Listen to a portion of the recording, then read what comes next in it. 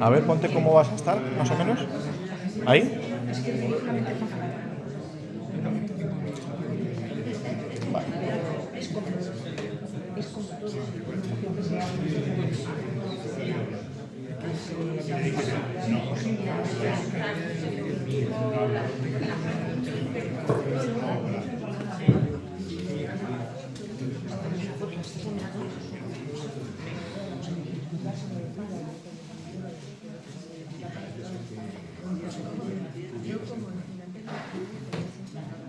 Buenas tardes a todos y bienvenidos al primer aula de historia del año. En este caso será la conferencia Edificios religiosos desaparecidos del municipio de Pinto. En primer lugar, presentaros a Luis Roldán Jordán, es el presidente del Seminario de Historia. Como bien dice Esparcia, nadie le conoce, pinteño de toda la vida, uno de los históricos del seminario, fundador de hace 33 años, que cumplimos el pasado 27 de enero.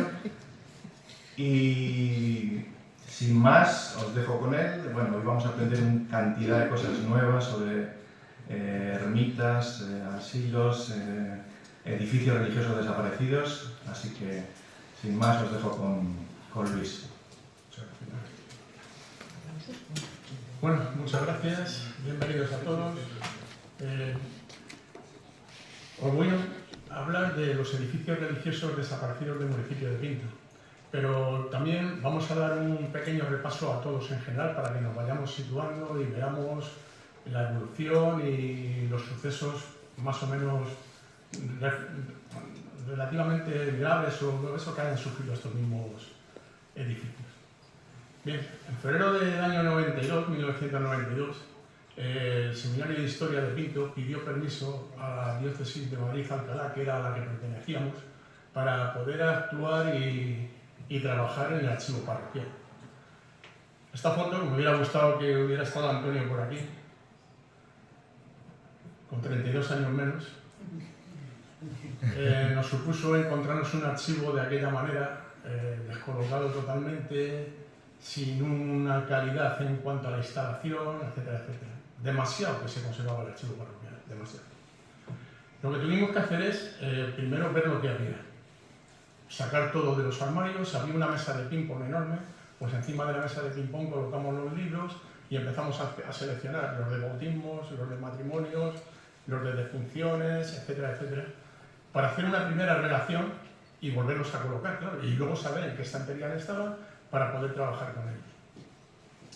Fueron 3 años de duro trabajo, pero muy duro trabajo, y en unas condiciones, iba a decir infrahumanas, no, pero malas. En el invierno trabajábamos como los de la gasolinera, con guantes de los dedos cortados, el abrigo puesto. Yo no perdí más calidad ortográfica gracias a mi mujer, que me echaba una mano, pero yo le preguntaba cosas a ella, le decía, oye, ¿esto se escribe con B o con V? Porque en estos libros que están escritos a mano, cada uno escribe de aquella manera, con Bs, con V, con Zetas, con S, o sea, como quiere. Y yo dudaba, cuando tenía que escribir dudaba y se lo preguntaba, y no perdí más, pues eso, pues gracias a ella.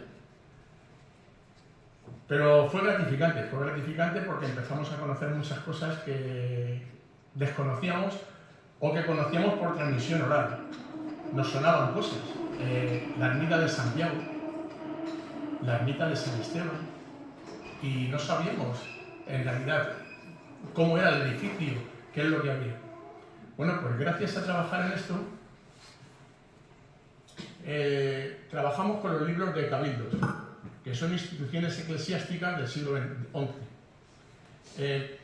Esto estaba compuesto por un consejo, por miembros de determinadas instituciones religiosas honoríficas, cofradías, hospitales, escuelas, para tratar sus intereses comunes. En el siglo XVIII en Pinto eran 6 los cabildos que había: Santo Domingo, Corpus Christi, Santiago, Santa María, Nuestra Señora, San Sebastián y San Juan. También trabajamos en los libros de memorias. Los libros de memorias contienen el cumplimiento a lo largo de los años de las cláusulas establecidas en un testamento. Esto era curioso porque una persona decía, voy a donar tantos reales para que me digan 500 misas a lo largo de 10 años, pero claro, cuando venía el visitador levantaba hasta aquí, y si venía dentro de 2 años levantaba hasta aquí.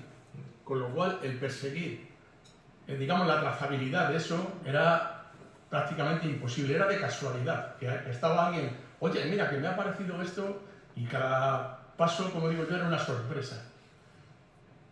En el archivo de Pinto hay libros de memorias desde 1581 a 1832, o sea, está prácticamente todo. Era común en los testamentos el donar parte de los bienes a fines religiosos, es lo que os he comentado. Otros documentos eran los libros de matrícula. El párroco del pueblo se iba por las calles y ponía calle no sé qué, la casa número 1, 5 personas, en la casa número 2, tal. Y así conocían más o menos los que habitaban en Pinto. En algunas son más explícitos o menos explícitos. Yo tengo recuerdos de una de mi bisabuelo en la que ponía Manuel el viejo, y Manuel el joven, y no sé qué, Manuel el pequeño. Manuel el joven era el hijo y el pequeño era el nieto, o sea, de esa manera. Y luego hay un documento que nosotros consideramos un hallazgo imprescindible, que es el del linde y amojonamiento del diezmo privativo de la Iglesia, de 1831. Esto nos descubrió 3 ermitas, que sabíamos, 2 de ellas por tradición oral. La ermita de San Sebastián no sabíamos dónde estaba, ni teníamos conocimiento de que había una ermita de San Sebastián. Sí sabíamos que había un convento de San Francisco, porque yo he jugado en las ruinas del convento de San Francisco de crío, y la ermita de la Concepción, pues tampoco. Habíamos oído hablar de otras cosas, pero de la ermita de la Concepción no. Gracias al archivo también y al llegar a la Hermandad de San José, en la Hermandad de San José hace referencia a la ermita de la Encarnación. Y luego lo iremos viendo más o menos dónde se situaban en Pinto. En el Archivo Histórico de la Nobleza también hay menciones a la ermita de la Encarnación. En el Archivo Histórico Nacional, lógicamente, hay varios. Y luego la transmisión oral, que es primordial y que es lo que no se debe de perder. O sea, cuando hay un refrán o un dicho que dice que cuando una persona mayor se muere en una biblioteca. Ojo. Y eso es una cosa que deberíamos de saberla todos y de llevarla a cabo. Porque muchas veces por no escribir lo comentas, ya lo haré, cuando sea más mayor ya lo escribiré, cuando no sé qué ya lo apuntaré, y te vas para otro lado y se queda ahí, ya no se acuerda nadie de ello. Esto es lo que os he comentado de la renovación del linde amojonamiento del privativo del curato y beneficio de la Villa de Pinto. Nosotros le tenemos escaneado y tenemos la transcripción de todo ello. Es curioso porque es el párroco del pueblo con 2 o 3 personas que dan fe los que recorren el término municipal andando y certificando que esa tierra es de la iglesia, que esa tierra es de fulano, que linda con la suya, porque Mengano se ha metido y me ha quitado un cacho, y se levanta un acta de todo lo que hay. Gracias a esto nos dio una vuelta por todo lo que era el término municipal y situamos las ermitas donde estaban. Cosa curiosa, las situamos. Yo le tengo un cariño especial, más cuando lo vimos y empezamos a leerlo, pues nos llamó muchísimo la atención. Y gracias a todo esto que os he contado, y coincidiendo con la 3ª semana de Historia Local, esto fue en el año 95, se editó este pequeño libro que tengo aquí, donde están los 2 trabajos que hicimos con los primeros datos que empezábamos a sacar del archivo parroquial. En concreto, Elisa Gallardo, que hizo precisamente lo que estoy haciendo yo hoy, los edificios religiosos desaparecidos, y yo que hice una evolución muy rápida, digamos una cronología muy rápida de la iglesia parroquial de Pinto. Son, como podéis ver, es un libro y lleva 4 temas. Lleva el tema arqueológico, Stuart Stirling, que escribió lo de Mancio Sierra de Zamón, Elisa y yo. Bueno, pues entonces cogimos un plano de 1858 de la villa de Pinto y sobre este plano situamos las ermitas que había.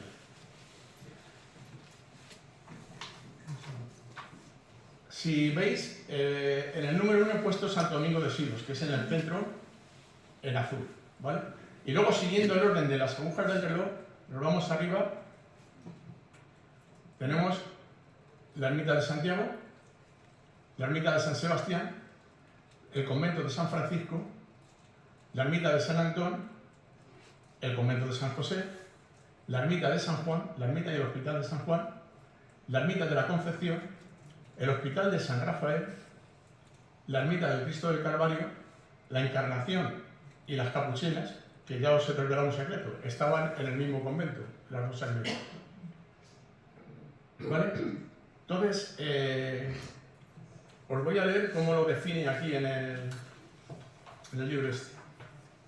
Dice: dirigiéndose por el camino que sale para Madrid, llegaron al sitio donde estuvo la ermita de San Sebastián, primer coto señalado en el apeo anterior, la cual se destruyó después del año de 1751, y hoy su solar está erial. Entonces, lógicamente, si sales por el camino de Madrid, imaginaros, la calle Buenavista, la plaza de Santiago, lo que es el camino Santo Domingo, la calle Santo Domingo de siglos. Pues esa calle era el camino viejo de Madrid.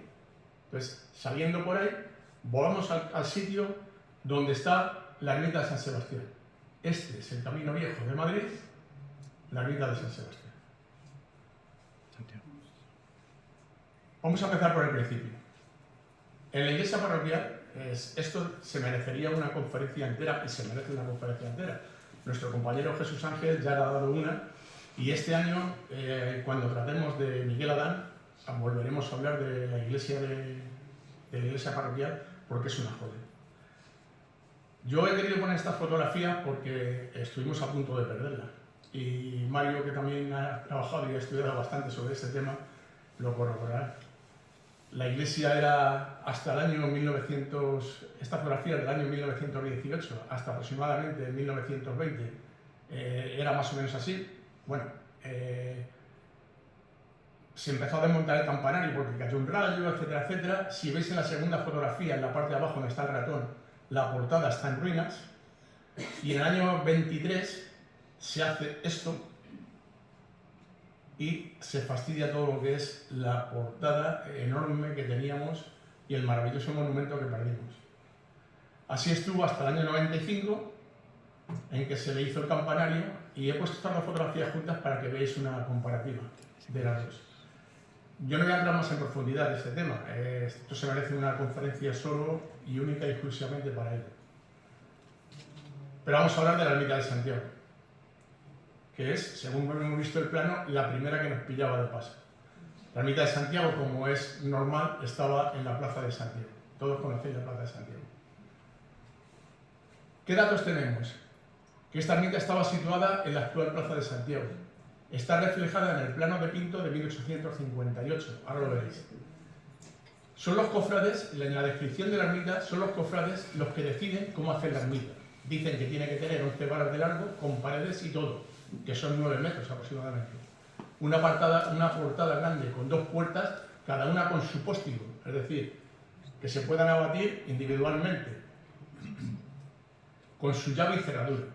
Cimientos de piedra y las tapias de tierra con una altura de 4 tapias y media, más o menos 4 metros. Con madera la cobertura, labiado liso con chilla y buena teja, con una cruz encima del capitel, blanqueada por dentro de yeso y con su altar de yeso. Y los mayordomos y oficiales de la cofradía quedan obligados a hacer una imagen de Santiago de talla de 2 varas de alto, aproximadamente 1,67 metros. Un tamaño más o menos normal, un poquito más bajo, pero un tamaño normal. A partir del siglo, en 1613, Gabriel Romano, alcalde de la cofradía del Señor Santiago, se ofrece para hacer una ermita de esta cofradía. El 14 de marzo de 1614 se pide licencia al Arzobispado de Toledo para poder construirla. Los herederos de Gabriel Fernández Romano edificaron la dicha ermita dedicada a esto, es transcripción literal, o sea, por eso estáis viendo que no es un lenguaje muy actual en algunos momentos.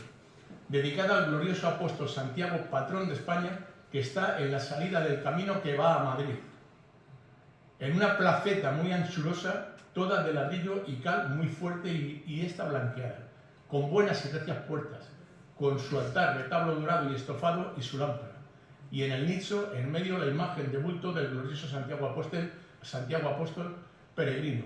Y tiene sus frontales y demás recaudos necesarios para que se pueda decir y celebrar misa. Debió de ser en aquel momento la ermita de mayor tamaño e importancia en el pueblo. hemos estado hablando de 9 metros. Para que os hagáis una referencia, la de San Antón tiene 6 metros. O sea, sería como una mitad más, es decir, un tercio más de la ermita. Esto es en verde, es la cronología en verde. En rojo es lo que ha sucedido después. A partir del siglo XIX no aparece información alguna en el archivo parroquial. Aparece pero sí aparece en el plano de 1858. Y yo recuerdo a personas que habían conocido los escombros de dicha ermita. Es decir, según entramos en la Plaza Santiago, hacia la parte esta de aquí atrás, había montones de tierra, como apilados atrás, en esa parte de atrás. Y hemos hecho una recreación más o menos de lo que es de lo que pudo ser la ermita. ¿Veis arriba a la derecha? Aquí, la silueta de la ermita. Y según la silueta de la ermita y tomando las referencias de las medidas que hay, hemos hecho a escala una planta de 9 por 9 metros con un anexo a modo de sacristía que tendría 5 por 3 metros. Estamos hablando de las proporciones que salen ahí. Y en un perfil, pues 9 metros por 4 metros de alto, que sería así más o menos. Y vamos a pasar a la ermita de San Sebastián. La ermita de San Sebastián más o menos la centramos aquí, en la confluencia de las calles San Sebastián con San Ricardo. Hay una plazoleta y es el lugar idóneo, aquí, donde se supone que estaba la ermita de San Sebastián. Donde se supone.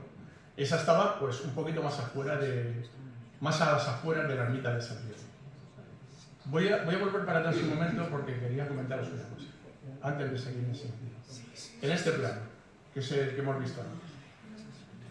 En negro están las ermitas que se conservan o que se han conservado. Y en verde, las ermitas que han desaparecido, prácticamente, ¿vale? En estos siglos, en el siglo XVI-XVII, son años en el que las fundaciones religiosas proliferan por todos los sitios. O sea, es una señal de poderío, una señal de poder. Contra más fundaciones tienes, más poderoso eres, porque como es el benefactor, las pueden mantener.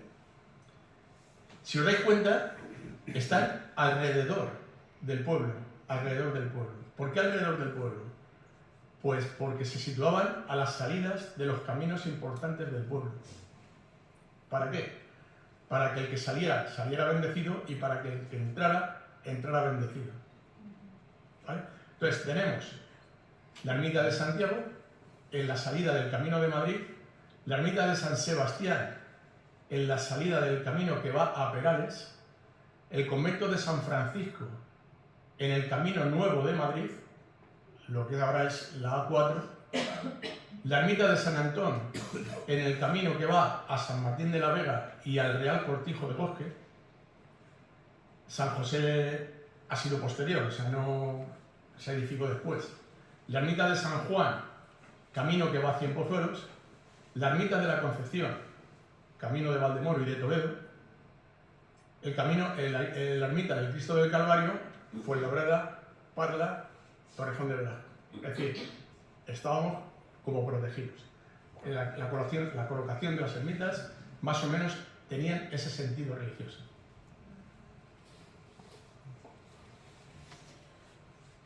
Bien, continuamos con la ermita de San Sebastián. La situación. La situamos entre los cruces de la calle San Sebastián y San Ricardo. En el archivo parroquial dice que hubo 2 ermitas de San Sebastián. Hubo 2. Una que estaba en el Camino de Madrid más alejada y que en 1669 se manda demoler por el visitador por ser difícil de custodiar y muchas veces pasajeros y otras personas entraban en ella para hacer cosas indecentes. Entonces, esa ermita se destruye y lo que hace es que se aproxima al pueblo. Por eso, la ermita de San Sebastián estaba, digamos, pegada a la finca de la Calera. Pues a ver, los que seáis de Pinto, calle Plaza de Santiago, la calle del Bingo hacia arriba a la derecha, calle San Sebastián. O sea, estaba más próxima. El Camino de Madrid seguía, pero la ermita lo que hicieron fue traerla más hacia Pinto. En 1691, por eso está en rojo, es digamos lo que ha afectado y lo que se ha perdido. Y en verde, lo que se ha construido y lo que estaba bien. En 1691 la nueva ermita ya está construida. Es similar a la de San Antón. En los libros de cabildos de 1711, 12 y 14 se encuentran gastos por cera, aceite y reparaciones. Y como habéis leído, fue destruida después de 1751. Y dice lo que os he leído. Por el camino que sale hacia Madrid llegaron al sitio donde estuvo la ermita de San Sebastián, la cual se destruyó después del año 1751 y hoy su solar es un erial. La ermita perduró unos 60 años, de 1691 a 1751. Y seguimos. Convento de San Francisco. Esto es la situación que tuvo el convento de San Francisco sobre el plano actual de Pinto. Vamos a centrarnos un poco. El convento estaba así. El cuartel nuevo de la Guardia Civil está aquí, en este esquinazo. Todo esto, esto y esto son los pisos que los pinteños bautizamos como los huesitos. Esto es el hipercor, es decir, ocupaba todo lo que era esta manzana. La orientación que tenía era la puerta principal aquí hacia la calle de San Francisco, precisamente, a la calle que todavía existe, la calle de San Francisco. Por ahí se entraba el convento. ¿Qué sabemos de él? Que estaba situado lógicamente en la calle de San Francisco. Llegó a tener 30 religiosos. Era una casa de estudios donde se estudiaba filosofía, teología, moral. La iglesia es de tipo mediano, orientada al oeste. Tenía una imagen hermosa de la Purísima Concepción y encima de la imagen de la Purísima Concepción estaba el titular, que era San Francisco. Al este había una huerta y edificios necesarios para el ganado. Había un cuadro del abrazo de Santo Domingo de Guzmán y San Francisco de Asís. Y en la bóveda sepulcral era el panteón de los condes de Pinto.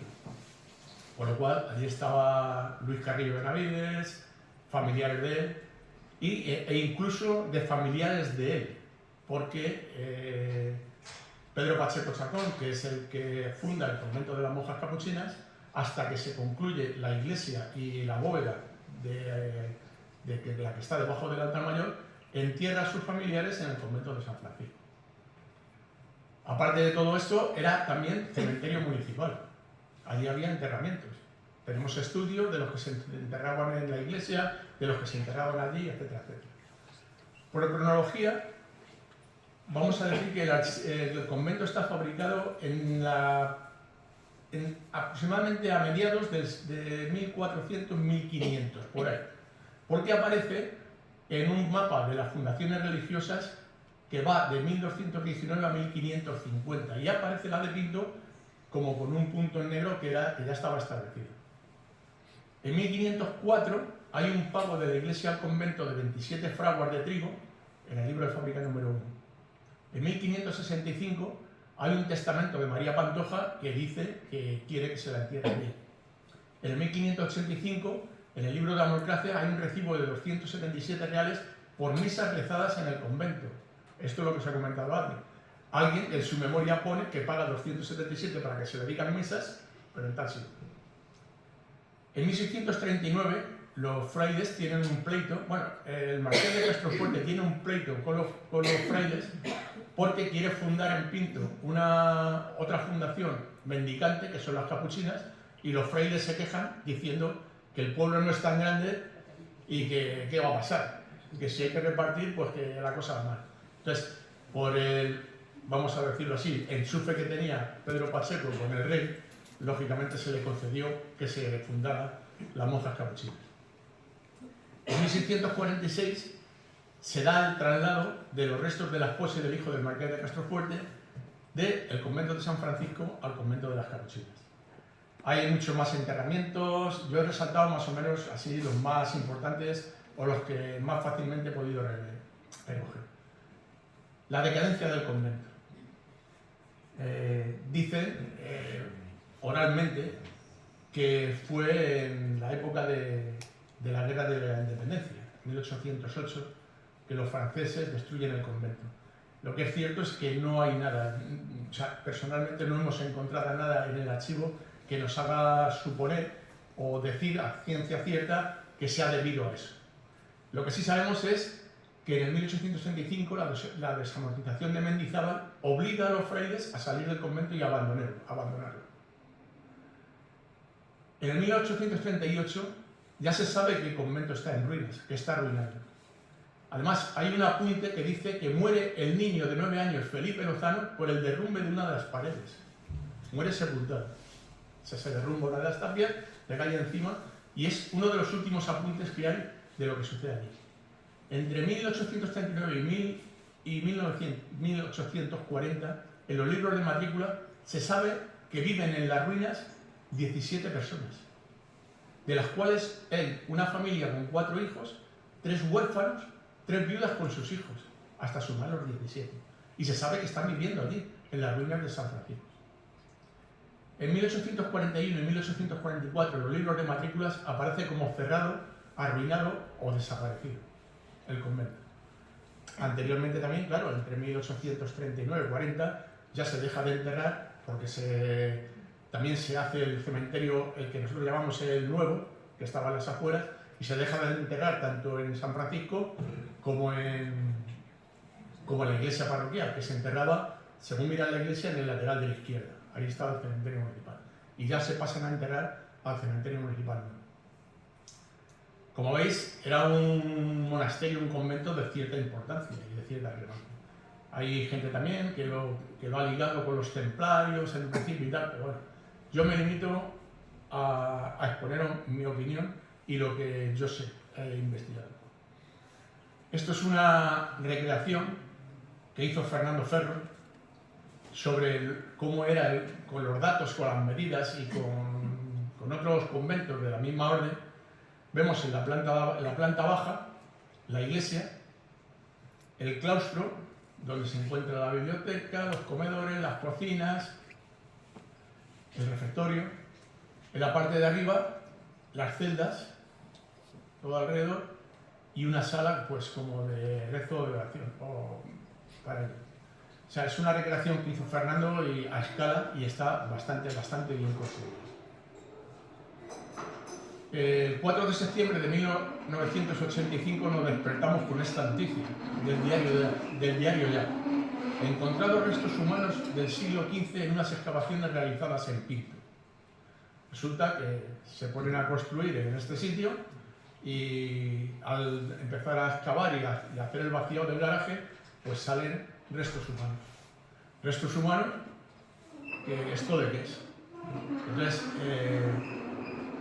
Gonzalo Arteaga se atrevía a decir que los restos de nuestros antepasados habían terminado en el vertedero, porque lógicamente no había una reglamentación como tal. Hoy quizás se hubiese parado la obra, se hubiera documentado, no hubiera pasado, pero era el año 85, todavía no había la carta arqueológica, creo que no estaba terminada o prácticamente terminada. En fin, había una serie de lagunas legales que permitieron, pues esto, que terminaran en el vertedero.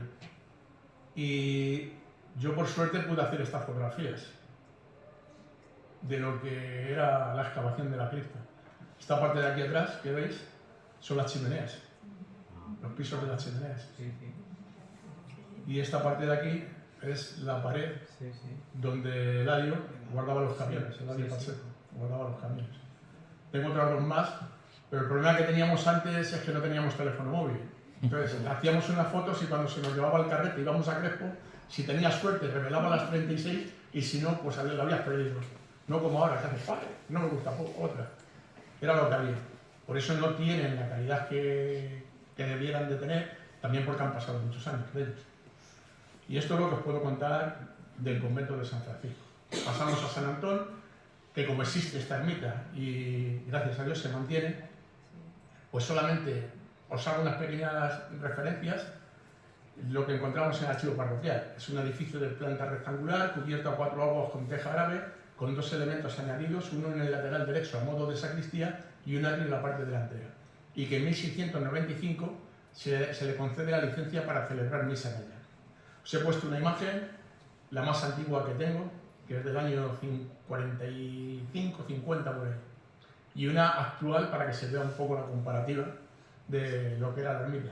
Como veis, aquí estaba en medio del campo Este es el camino que llamábamos de San Antón, que pasaba por debajo del puente, San Martín de la Vega, o sea, perdón, Real Cortijo de Bosques y San Martín de la Vega. Y continuamos, la ermita de San Juan. La ermita de San Juan, el hospital de San Juan, tenemos conocimiento, estaba aproximadamente en la calle Santa Teresa. Esto es la residencia que tienen ahora las monjas del Colegio San José. Esto era una tapia enorme de alta, donde llegaba hasta la esquina de abajo, hasta la calle, hasta la avenida España. Parece ser que estaba adosada en este lateral, la ermita, o que se mantuvo adosada en este lateral. Yo creo recordar que más que en este lateral estaría enfrente. Yo ahí recuerdo haber visto una casa, he dado de la casa como tierras, porque estuvo relativamente hasta hace poco y no sé, raro que no me acuerdo. La descripción. No aparece ninguna descripción de la ermita en el archivo parroquial. Suponemos que por la época pudo ser de las mismas características de la de San Antón. En 1715 aparece también como hospital de la Orden de San Juan. Y como cronología, deciros que en los libros de cuentas de 1715 aparecen gastos en reparaciones de la ermita. En 1716, gastos en reparaciones de la ermita también. Y en el 1975, en unas escrituras de propiedad, es cuando dicen que esta propiedad de esta tierra está donde estaba la ermita de San Juan y el hospital de San Juan. Por ahí relacionamos, además, esa tierra es donde está el edificio que sube a la derecha, en la calle Santa Teresa, desde la avenida España a la derecha, que era lo que conocíamos aquí en Pinto por la huerta de la tía Gavina. Todo eso. Las ruinas de esta ermita se han podido ver hasta bien entrado el siglo XX, a espaldas del Colegio San José, en la actual calle de Santa Teresa. Y seguimos. La ermita de la Concepción. La ermita de la Concepción, si sabéis, muy cerca del ayuntamiento hay una plaza que se ensancha, grande, y esta sí la refleja bastante bien.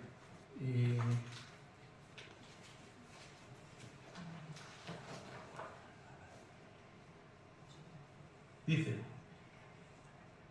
cruza una tierra propia de los condes de Pinto y otra contigua a esta propia de los cabildos, que por la parte de la izquierda llegan dichas dos tierras hasta las viñas, y por la parte de la derecha de dicho carril, según se va hacia la ermita de la Concepción. Es decir, vienen desde San Antón, cruzan el arroyo y se vuelven a meter hacia Pinto. Esta está relativamente muy cerca del ayuntamiento. De esta sí tenemos bastantes datos. He tenido que hacer dos pantallas porque tiene bastantes datos. Contaba con un altar mayor con campanario, sacristía y varias capillas. Veneraba dos imágenes, una de Nuestra Señora de la Concepción y un Cristo acostado. Sería un Cristo yacente. En 1586 se funda la cofradía de Nuestra Señora de la Concepción. Siempre las ermitas se solían hacer pues como 2 o 3 años después de formarse la cofradía, de fundar la cofradía. Solía ser así. En 1609 hay una carta firmada concediendo indulgencias y perdones a la gente que fuera a rezar a la ermita esta. En 1673, en el testamento de Francisco Pingarón, pide que se le entierre en esa ermita. En 1754 hay un inventario de alhajas, 12 vestidos, bordados en oro y plata, además de anillos, gargantillas, pendientes, coronas, etcétera, etcétera, etcétera. En 1755 hay una bula que firma Benedicto XIV concediendo indulgencias a los que sean de esa cofradía o recen en esa ermita. Y la decadencia de la cofradía, siempre. Hay un momento de subida y un momento de bajada. En 1765 se llama la atención a los cofrades sobre reparar la imagen de Nuestra Señora y la ermita. Les dicen que la imagen no reúne condiciones, que no es digna de venerar, que la reparen. En 1765 también se ordena enterrar por su total deterioro la imagen del Cristo acostado. Se le daba el tratamiento que a las personas estaba mal y se hacía un entierro y se enterraba la imagen. En 1819 se obliga a la cofradía a vender determinados bienes para las reparaciones. También en 1819 aparecen recibos de pagos a albañiles para tapiar las puertas. O sea, ya se daba como por abandonada la ermita. En 1824 el visitador eclesiástico exige al administrador y al alcalde se pongan de acuerdo para recuperar al menos el altar mayor de dicha ermita. Y en 1827 el visitador ordena al mayordomo vender los bienes que queden y entregarlo a la parroquia. O sea, ya se conoce que en el 1827 la ermita estaba de aquella manera y se decidió hacer la liquidación total y venderla. Bien, el Hospital de San Rafael. ¡Qué sorpresa! No nos pensábamos que el Hospital de San Rafael empezó en Pinto.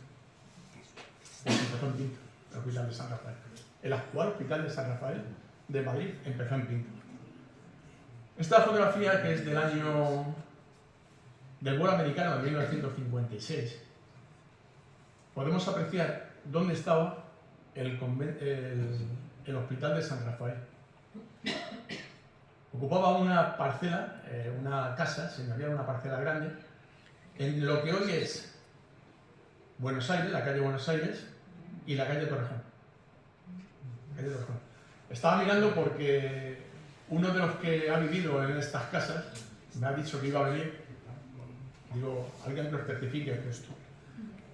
También es curiosa porque podemos apreciar muchas cosas en ella. Podíamos apreciar dónde estaba la ermita de San Antón, en medio de la nada. Y si me hubiera ido un poquito más para arriba, podríamos haber visto el Pozo de la Nieve, las ruinas del convento de San Francisco, en 1956. Cuando lo llamamos a ver el vuelo americano, es que los americanos en determinados años volaron la península ibérica y la fotografiaron entera. Y hoy, por suerte, antes las primeras copias que hicimos de esto, teníamos que ir a Cuatro Vientos, a cartografía a Cuatro Vientos, a pedirles copias de las fotografías. Hoy está metido en internet, se pueden descargar y se puede trabajar con ella bastante bien, como vais a ver ahora. Pues estaba ahí, en estos chaleros. Pero era el doble. Era el doble. El único que conserva la valla es este, el último.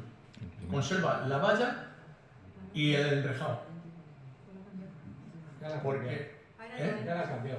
No. El último. Pero habrá sido... Ahora mismo está de obras. Sí. Hoy ayer. No, la cambió hace 15 días o así. Es que estuve yo por allí y, bueno, una semana. Pues he llegado tarde. Que se jorobe que le fotografiaba antes. Están remodelando. Y como veis en las fotografías aéreas, en la del vuelo americano de 1968 sí aparece el hospital completo. Y es aproximadamente el doble. Veis que aquí el edificio termina en Chaflán y aquí no. Es decir, ahora lo veremos en la cronología, cómo partieron el edificio, tiraron aproximadamente 3 y dejaron esto.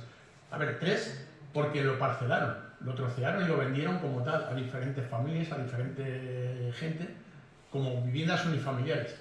Aquí falta la puerta de entrada del garaje hasta la esquina, esto es otra vivienda y otra vivienda, pero era un edificio entero, lo que era el hospital. Aquí está reflejado cómo es ahora mismo, ¿veis? Este es el vierteaguas a la calle Torrejón y falta el vierteaguas que daría a la calle Nicaragua. Es decir, este edificio de aquí, esta sería la calle Nicaragua. Esta.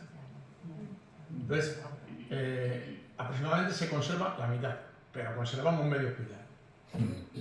Lo fundó el padre Meni, Benito Meni. Ahora es santo, ya ha sido canonizado, es santo. En 1841, el 11 de marzo, nace en Milán. En el 64 ingresa en la Orden Hospitalaria de San Juan de Dios. En el año 1867 es ordenado sacerdote. En el 1877 funda el Hospital de San Juan de Dios en Cienpozuelos. Aprovechando que pasaba el ferrocarril, él los viajes los hacía en ferrocarril desde Madrid a Cienpozuelos. Se conoce que debió de pasar por Pinto y se bajó.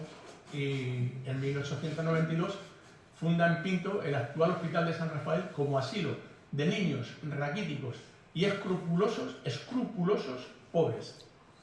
Escrupulosos es como una especie de...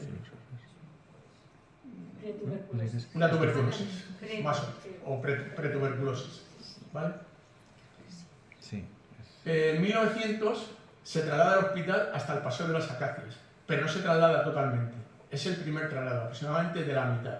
Hasta 1912 más o menos no se termina de trasladar el hospital de aquí de Pinto. Y en 1912, el 8 de marzo, se inaugura oficialmente el nuevo asilo de San Rafael en los altos del hipódromo, detrás del estadio de San Martín, del Bernabéu, con una capacidad para 120 camas. En Pinto eran 25, aquí eran 120 camas. Os he hecho un pequeño resumen de lo que es la Orden Hospitalaria de San Juan de Dios, que es una orden católica mendicante dedicada a actividades sin ánimo de lucro dentro del ámbito sociosanitario en todo el mundo. Fue fundada en 1572 por discípulos de San Juan de Dios y sus miembros son conocidos como hermanos hospitalarios o hermanos de San Juan. San Juan de Dios actualmente es el patrón de los enfermos, los enfermeros, hospitales y bomberos, y copatrón de la ciudad de Granada. En el 2023 la orden contaba con presencia en los 5 continentes, 53 países, en 400 centros de atención sanitaria, con más de 39.000 camas, con más de 65.080 profesionales de la salud que prestan más de 24 millones de servicios médicos cada año, y para ello cuenta con 983 hermanos y más de 23.000 voluntarios.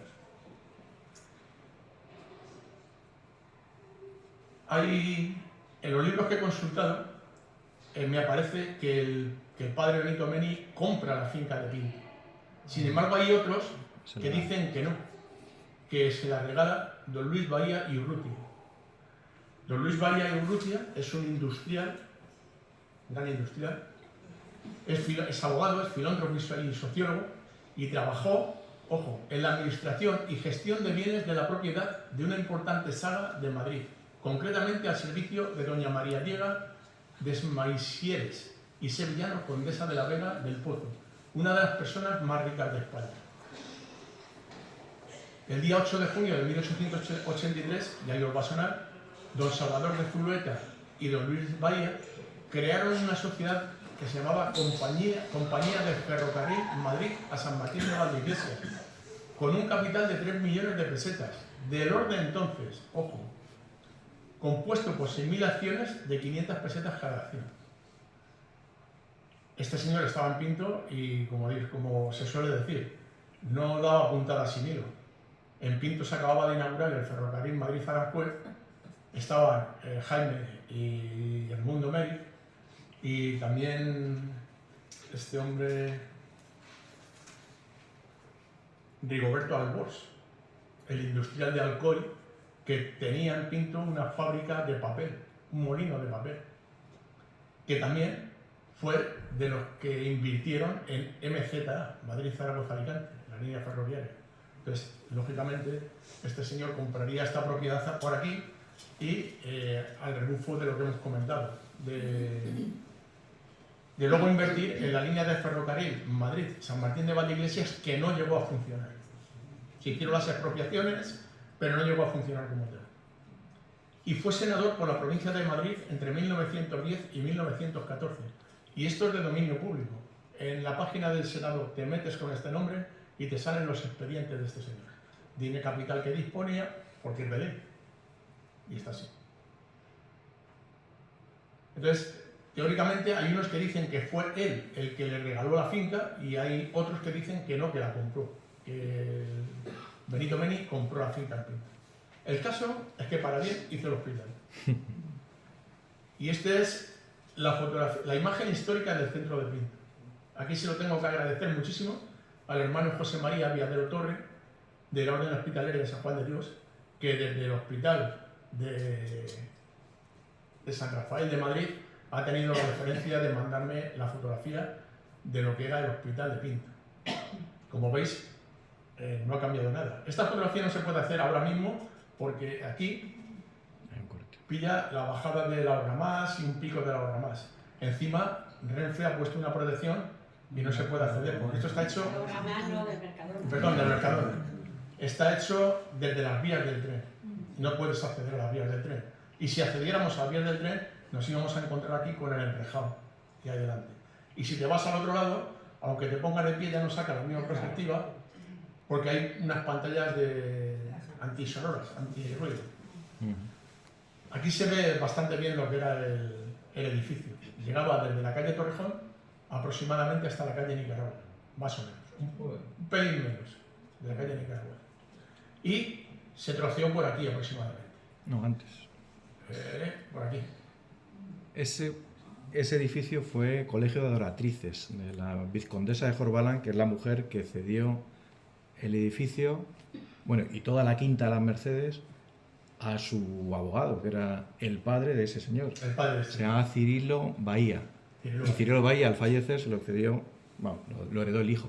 Y el hijo sí que cedió a la Orden Hospitalaria de San Juan para hacer el... Yo lo doy como que lo cedió y también apunto que como Vamos, que lo compró. Porque yo lo he visto en prensa como que él lo ha cedido. sí, o sea, sí. Yo tengo los libros y unos dicen que lo cedió y otros que lo vendió. No. El caso es que se hizo el hospital aquí. Y es la fotografía histórica del centro de Pinto.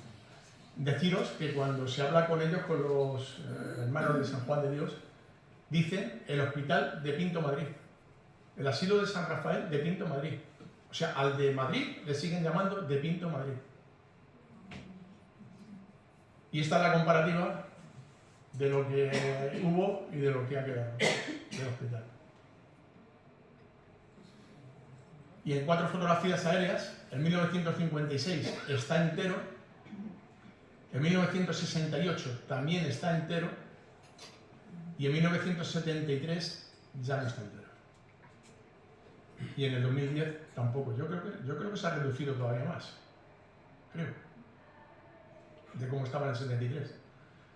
es que esos luego fueron Fueron chalés de veraniegos. Sí. El último que queda más o menos igual, que se acaba de reformar, era de los Valverde, por ejemplo, una familia que venía aquí a veranear.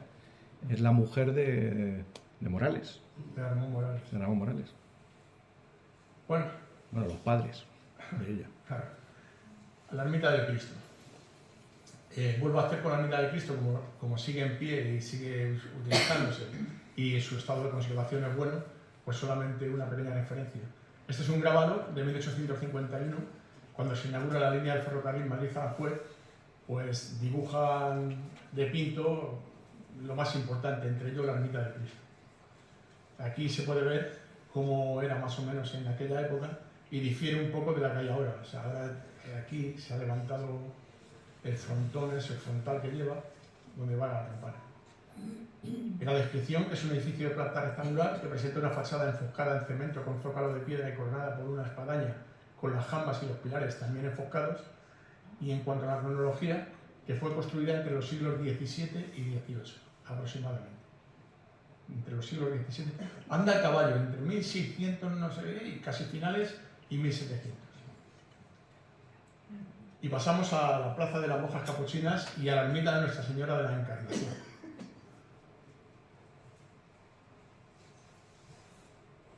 Anteriormente al convento de monjas capuchinas hubo un convento de monjas de San Bernardo, que vinieron del pueblo de Yepes a Pinto y que estuvieron de 1529 a 1588. En 1588 estas monjas de San Bernardo piden permiso para salir del convento por la humedad que hay y el malestar que tiene el convento y que enfermaban. Entonces se les concede la autorización y en el 1588 se trasladan a Madrid a la carrera de San Jerónimo, al convento de las monjas bernardas que había allí y que a partir de ese momento se empezó a llamar como convento de las monjas de Pinto. Y así ha seguido llamándose y se sigue llamando. Ha evolucionado ya, ahora está en el Pozuelo de Alarcón, pero siempre se las ha tratado como las monjas de Pinto. Hay casi 70 años en que el convento está vacío, a 50 y tantos años, 60. Y hasta que el marqués de Castrofuerte decide fundar en el antiguo convento a las monjas capuchinas de Pinto. Y están desde el año 1639 hasta la actualidad. ¿Qué nos hemos encontrado en el archivo parroquial? Pues en 1639 que la ermita no se considera adecuada para la nueva congregación de capuchinas. Eso lo dice don Pedro Pacheco Chacón, marqués de Castrofuerte. Cuando decide reformar el convento para que las monjas capuchinas entren, dice que la ermita pues que no es acorde con lo que él quiere. Entonces, repara el convento, las monjas están en el convento, pero mientras tanto inicia las obras de la actual iglesia de capuchinas que tenemos en él. En 1529 se le llama el convento de las monjas de San Bernardo, y ahí sí se hace referencia a la ermita de la Concepción. Entre el 25 de marzo de 1601, en las escrituras de constitución de la Cofradía de San José, también se hace referencia a la ermita de la Concepción de Pinto. Y en la decadencia, entre 1588 a 1639, cuando el convento está sin habitar. Y el resurgir, porque en 1639 se reforma el convento existente y se inician las obras de la actual iglesia del convento de monjas capuchinas. Os he puesto una copia de la hermandad, de la cofradía de San José, en el que dice: el primer día de mayo se celebre en la iglesia mayor de esta villa, con víspera y misa y sermón, yendo en procesión a la ermita de Nuestra Señora de la Encarnación, que fue monasterio de monjas bernardas de esta villa. Por eso tenemos referencia de que existía como tal. ¿Qué podemos suponer? Esto ya un poco dejando volar la imaginación de cada uno. Como veis, en esta imagen de aquí, se observa este altillo con la campana. Y sin embargo, aquí arriba no estaba la campana. Y en esta, que está más aproximada, sí vemos como hay un edificio que sobresale y que tiene una campana encima. ¿Vale? Es de suponer que la ermita de la Concepción se mantuvo ahí para que las monjas que estaban en el convento en ese periodo de tiempo tuvieran esa ermita donde poder rezar, hasta que se terminó la iglesia grande que tienen ahora, que fue en 1703, más o menos, en 1703 o 1704, que es, aun estando en obras, la hija de Pedro Pacheco trae los restos de su madre y de su hermano del monasterio de San Francisco a enterrar aquí, sin haber terminado. O sea, estaba terminada la cripta, pero no estaba terminada la iglesia. Los traía a enterrar aquí. Y ahora os he puesto en un plano actual dónde estarían situadas las ermitas. En medio del pueblo. Todas. Han pasado de estar en el campo a estar en el medio del pueblo. Ahora no hay peligro de que alguien entre y cometa. También las habría. Lo que no tenemos es el hospital, mira. Eso sí es una lástima, que se haya perdido. Pues esto ha sido todo. Si alguno tenéis alguna pregunta o algo, gustosamente, y si puedo, os contestaré.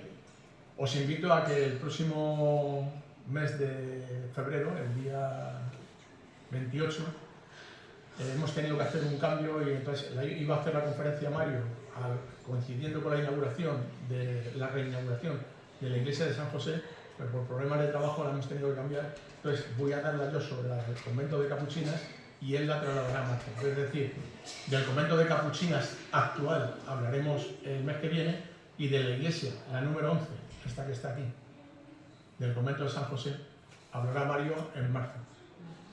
Y pues lo dicho, muchas gracias por asistir. ¿Tenéis alguna pregunta?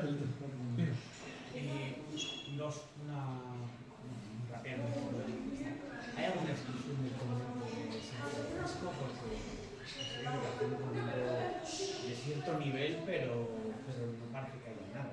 O sea, una cuestión de que no era, estilo... A ver, el estilo de los conventos de la época son prácticamente todos iguales. Ves un convento franciscano y la construcción es similar en casi todos los aspectos. Podrá ser más grande, más pequeño, me estoy refiriendo en medidas, dependiendo lógicamente del poder adquisitivo del benefactor o de la orden que lo vaya a construir. Pero a ver, tampoco estábamos en una época en la que tuviéramos las facilidades que tenemos hoy en día. Si dentro de 100 años o de 300 años, los que vengan lo tendrán más fácil, porque gracias a los móviles, gracias a los ordenadores, gracias a la nube, que todo se sube, pues aparecerán estas cosas con más facilidad de la que la hemos encontrado nosotros. Nosotros hemos tenido que trabajar como hemos tenido que trabajar, como los ratones, metiéndonos en los agujeros, tirando de papeles, etcétera, etcétera. Que para mí es un placer, pero es así. Sí tenemos esa referencia. Lo que pasa es que en la fotografía aérea que sacaron del año 53 en el vuelo aéreo americano, esa sí se ven las ruinas del convento. Sí se ven las ruinas del convento. Y...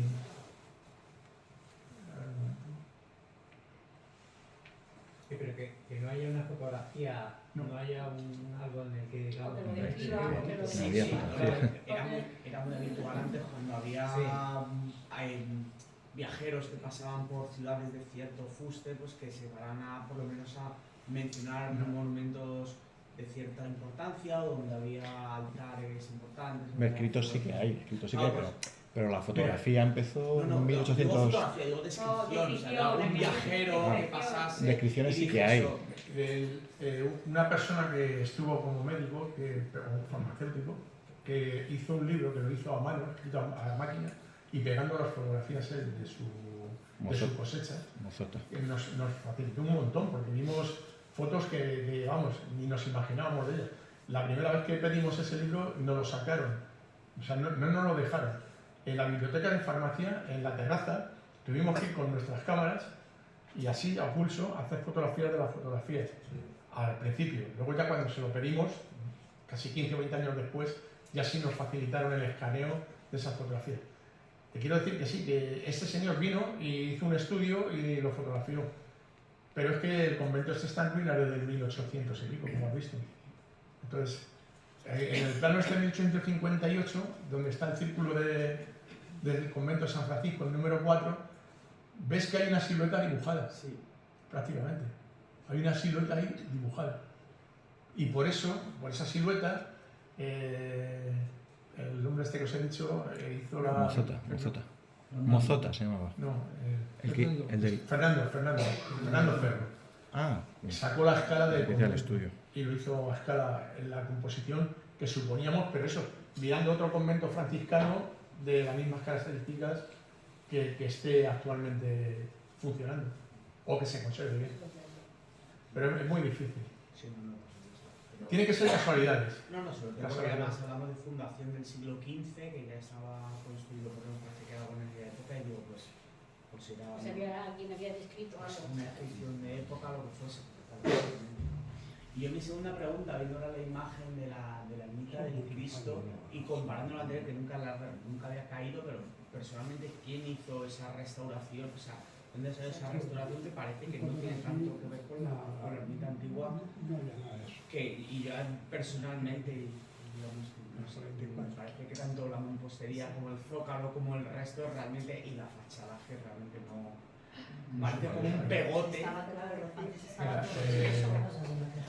Esto creo que se empieza a reglamentar un poco por encima en el año 82, en 1982. Joaquín Leguina, en la Comunidad de Madrid, empieza a trabajar sobre la carta arqueológica. Bueno, he dicho Joaquín Leguina, me refiero al gobierno que en ese momento había en la Comunidad de Madrid.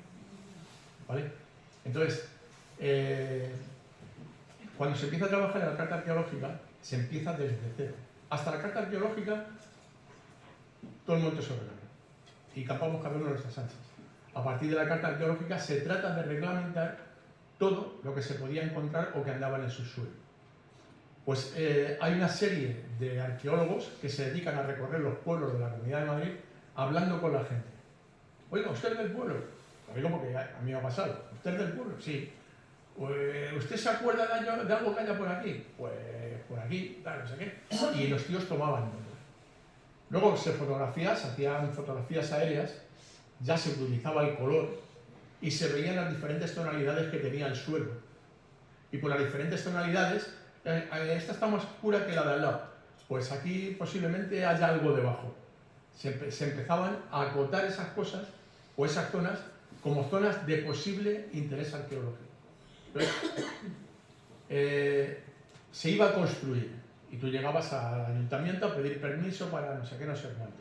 Y esa zona tenía una catalogación X, la que fuese.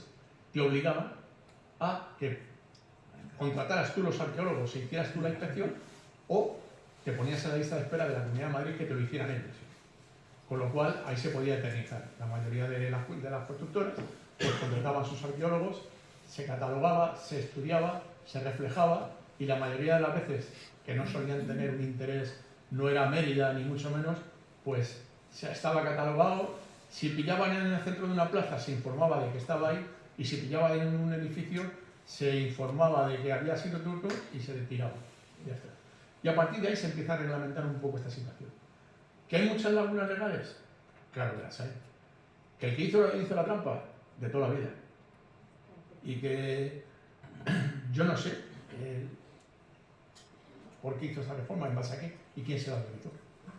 Ellos... Comparado lo que es el grabado de... Hombre. A lo mejor, no, es que o sea, no tiene nada que ver, en una fachada medio neoclásica con España, no va a ningún lado. O sea, Yo, respondiendo lo que yo conozco, el edificio estaba en ruinas, como todo en Pinto en aquella época. Estamos hablando de principios del siglo XX. La iglesia parroquial, la torre, bueno, en el 20 me parece que se hundió la portada. La ermita de Santiago en 1906 está en ruina. Hay una carta también publicada en prensa que dice que si se va a hacer una rotonda o se va a reparar, pero que algo hay que hacer con eso porque es un peligro. Y esto, pues lo que te puedo contar es que todo el terreno adyacente, el colegio actual de las Teatinas y mucho más allá, era huerta de la ermita del Cristo. Y ahí vivieron los Weilers. Bueno, era una casa de verano, como muchas. Pinto era una zona de turismo, de veraneo. Y los Weilers, bueno, la mujer del general Weiler, Teresa Santacana, de hecho la puerta que hay contigua, si te fijas en la fachada a la derecha, están las iniciales de Teresa Santacana, está la T y la S. Pues ella perdió una hija muy pequeña y no hay nada certificado, pero vamos, estoy convencido porque ella era una persona muy bondadosa y daba dinero para hacer estos edificios y seguro que donó dinero para hacer... De hecho, el escudo que está hoy en día en la ermita es del general Weiler, del duque de Rubí, confirmado por un antepasado, vamos, su nieto. Entonces, ese escudo que aparece... A ver, si puedes poner la fotografía. Sí, estaba... Ese escudo que se ve ahí en la puerta, a la derecha de la farola, ese escudo es del general Weiler. Y la puerta a la que me refiero es la que está en la cruz, esa puerta. En 1920 hay una fotografía aérea que ya aparece esa fachada, ¿no? Ese frontón que es actual. O sea que... Ten en cuenta también que durante el periodo de la Guerra Civil, Pinto estuvo los 3 años ocupado por tropas militares. Y las tropas militares en sus acuartelamientos los conservaban, pero para calentarse, para lo que sea, aguantaban con lo que había alrededor. Es decir, mi madre me contaba que cuando vinieron de la guerra no había ni marcos en las ventanas. Ni puertas. Ni puertas. Habían quemado, que no era... Donde estaban los militares, pues no, lógicamente. Pero como el pueblo estaba abandonado en algunos aspectos, pues la cosa estaba así. Es decir, lo que te ha dicho Mario, prácticamente en ruinas. Prácticamente en ruinas. Luego la fachada, porque ahora está ahí recubierto, pero antes tenía como algo como de ladrillo, ¿no? Sí, una tableta. Y eso lo hicieron los hermanos Infante, que eran los propietarios. Esa fachada de ladrillo, pero la forma de la fachada con esos pináculos y tal ya estaba en los años 20. Si pasas a la ermita, te vas a dar cuenta que hay como una especie de... Detrás de la puerta hay como un recibidor y luego empieza la ermita, ¿no? Es más que probable que se levantara desde aquí. Como un atrio, por el estilo. ¿Vale? Y se ocupara esto pues para habilitarlo para uso también al culto. ¿Alguna pregunta más? Joder. Ahora pregunto yo, a ver si me habéis hecho caso. Muy bien, pues muchas gracias por haber venido. El mes que viene estamos otra vez.